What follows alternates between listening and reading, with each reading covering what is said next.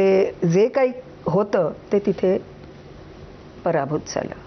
जेव्हा हे कळत होतं की ह्या सगळ्या आरोपांमागं तुमच्याकडे असलेलं पद ह्याच्यामुळं हे आपल्याला भोगायला लागतंय, हे जेव्हा रमेश भाटकरांना कळत होतं तेव्हा ते या सगळ्याकडे कसं बघत होते? Ramesh was very courageous.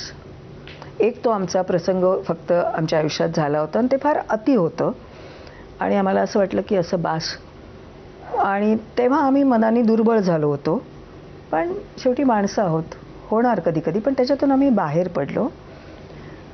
आणि रमेश वॉज व्हेरी करेजस, कारण जेव्हा माझ्यासमोर मॅटर्स चालायची आणि कितीतरी माझ्यासमोर तेव्हा अनेक महत्त्वाच्याही गोष्टी होत्या, आणि त्यावेळेस रमेश तिथल्या सेशन्स कोर्टमध्ये पुण्याच्या जाऊन तेव्हा तो जजसमोर हजर असायचा आणि तिथे उभा राहायचा, आणि हे असं त्याने 30-40 वेळा केलं.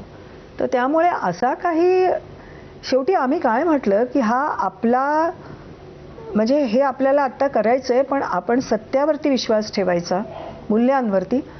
ही लढाई आपण पार पाडू, आणि आपण पार पाडतो. म्हणजे जजला खरं काय महत्त्वाचं आहे माहिती का, तर एक अतिशय कणखर मन, शांत झोप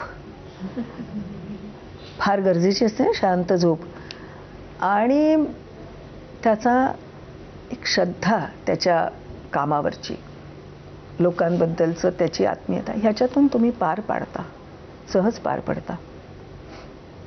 जळगावच्या प्रकरणाचं